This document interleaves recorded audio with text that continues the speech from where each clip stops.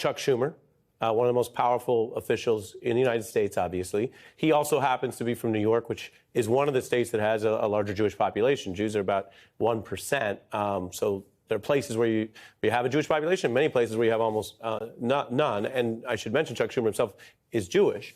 And he's speaking out on this today at a time where, again, there's legitimate viewpoints about the Israeli government, criticism thereof, and what to do in this conflict. There's a larger conversation about inequities around the world.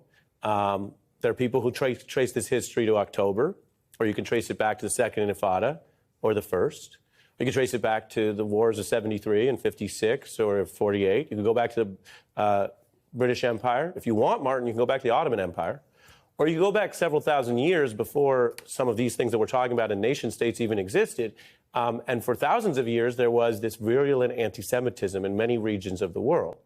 So it pre-exists, and has its severe consequences totally apart from the Arab-Israeli conflict. I say all that as introduction to Chuck Schumer trying to speak to the nuances of this while also calling out something that we have seen over and over in world history, which is an incredibly durable, virulent, violent, and murderous anti-Semitism, long before nation states, let alone this one, existed. Here is Chuck Schumer.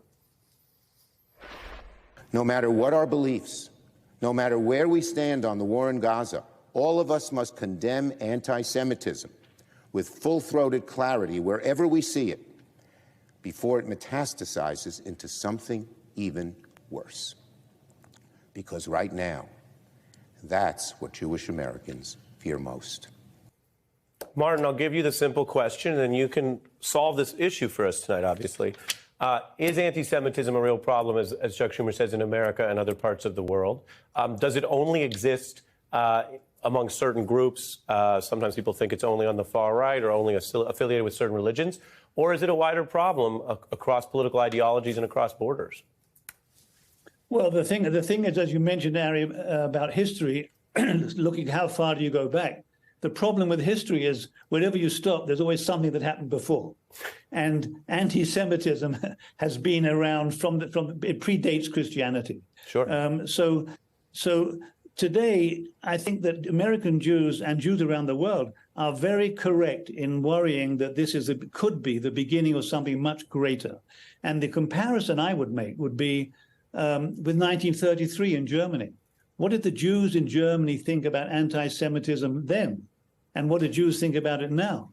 Many Jews, including my family, totally missed all the signs in 1933 and always thought, oh, Hitler's a passing phase, it can't be that bad, it'll get better. But the difference between anti-Semitism in Germany in 1933 and anti-Semitism in America and the world today is that anti-Semitism, those laws against the Jews, then were limited to Germany in the beginning, the first few years. Today, we're seeing that anti-Semitism all over the world. I think it's a very scary time for Jews. And I think that many people don't understand where Jews are coming from. With the history that Jews have of what minor steps against them can lead to, like, for instance, 6 million Jews being murdered in the Holocaust, which was half of all world Jewry at the time. So now we're seeing this question is being raised, should we be concerned today at these signs we're seeing when we were not concerned then? And look what happened then. What could happen today? So I think there's a very legitimate fear among Jews and among people who support the Jews and fairness in society in general. It's a very real fear, and I don't know how much other people who are not part of it really understand that. Certainly, these people demonstrating all across America and the world, from the river to the sea, Palestine will be free. Many people say, "Oh, well, it's a political phrase about freedom and democracy." Well, it isn't for Hamas. For Hamas, it means kill the Jews, eliminate Israel, and so Jews have to look at both of those interpretations and say, which one do we believe? And on past experience, we better believe Hamas.